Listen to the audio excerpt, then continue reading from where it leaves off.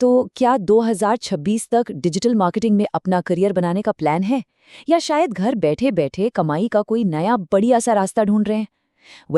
आज हम digital marketing को ना बिल्कुल जीरो से समझेंगे, और इसमें हमारी मदद करेंगी डिजिटल मार्केटिंग गुरुजी के एक्सपर्ट राहुल की कुछ खास इनसाइट्स।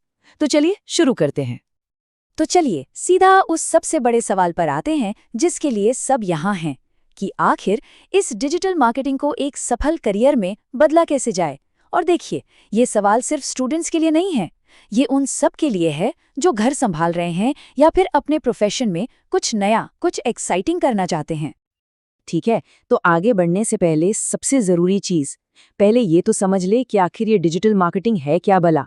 क्योंकि देखिए, बात सीधी सी है, कोई भी बड़ी इमारत खड़ी करने से पहले उसकी नींव तो मजबूत करनी पड़ती है ना। और सच बताऊं तो ये बहुत ही सिंपल है।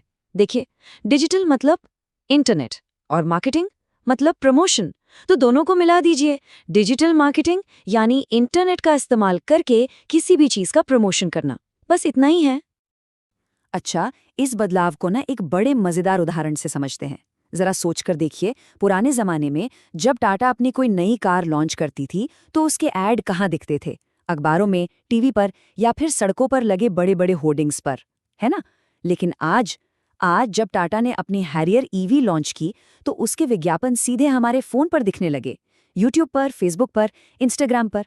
यही तो है डिजिटल मार्केटिंग की असली ताकत, सीधी पहुंच, सीधे कस्टमर तक। तो अब सवाल ये उठता है कि जबरदस्त पावर को इस्तेमाल करने के लिए कौन कौन से हथियार चाहिए, मतलब कौन सी स्किल्स सीखनी पड़ेंगी। चलिए फिर देर किस बात की, एक डिजिटल मार्केटर की जरूरी टूल किट को जरा खोल कर देखते हैं। हाँ, मानता हूँ कि फील्ड देखने में काफी बड़ा और थोड़ा डरावना लग सकता है, लेकिन घबराने की कोई बात नहीं है। इसे हम 11 से भी ज्यादा जरूरी हिस्सों में, जिन्हें हम मॉड्यूल्स कहते हैं, तोड़ सकते हैं। और सही मायनों में यही मॉड्यूल्स डिजिटल मार्केटिंग की रीढ़ की हड्डी हैं। ये रही वो पूरी टूलकिट। चलिए एक एक करके देखते हैं। सबसे पहले है फाउंडेशन, यानी कि नींव। इसमें आता है वर्डप्रेस से वेबसाइट डिजाइन करना, और एसईओ मतलब सर्च इंजन ऑप्टिमाइजेशन, जिससे वेबसाइट गूगल पर सबसे ऊपर दिखे। इसके बाद आता है सोशल मीडिया। इसमें एसएमओ से प्रोफाइल को चमकाया जाता है और एसएमएम से पेड एड्स चलाए जाते हैं। फिर है एडवर्टाइजिंग, जिसमें गूगल एड्स यानी पीपीसी, पे पर क्लिक का इस्तेमाल होता है। और आखिर में है कंटेंट और कॉमर्स, जहां ब्लॉगिंग, यूट्यूब मैनेजमेंट और ई कॉमर्स के जरिए कमाई होती है। देखा, ये सब मिलकर ही एक कंप्लीट डिजिटल मार्केटर बनाते हैं। ओके, तो टूलकिट तो अब सामने है, पर सवाल ये है कि इन सारे हथियारों को चलाना सीखना कहाँ से है और कैसे सीखना है। चलिए अब इस पर बात करते हैं। देखिए, सीखने के लिए ना मोटे तौर पे 3 रास्ते हैं। पहला ऑप्शन तो है पारंपरिक तरीका, मतलब अपने शहर के किसी ट्रेनिंग इंस्टीट्यूट में जाकर सीखना। दूसरा रास्ता है ऑनलाइन कोर्सेज का, जो या तो लाइव हो सकते हैं या फिर रिकॉर्डेड। और तीसरा तरीका है फ्री में सीखने का, जैसे कि यूट्यूब ट्यूटोरियल्स या गूगल के फ्री रिसोर्सेज से। लेकिन यहाँ एक बहुत ज़रूरी बात है, जिस पर हमारे एक्सपर्ट राहुल भी जोर देते हैं, कि फ्री वाला जो ज्ञान है ना, वो अक्सर अधूरा होता है। होता क्या है कि शुरुआत तो हो जाती है, लेकिन एक प्रॉपर स्ट्रक्चर या पूरी गाइडेंस न होने की वजह से लोग अक्सर बीच रास्ते में ही अटक जाते हैं।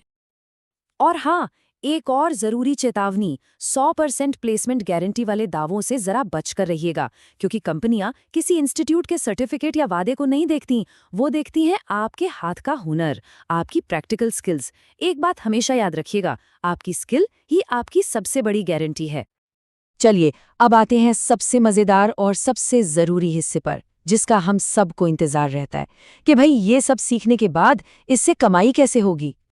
तो ये स्किल्स सीखने के बाद कमाई के 4 बड़े दरवाजे खुल जाते हैं। पहला, एक अच्छी नौकरी।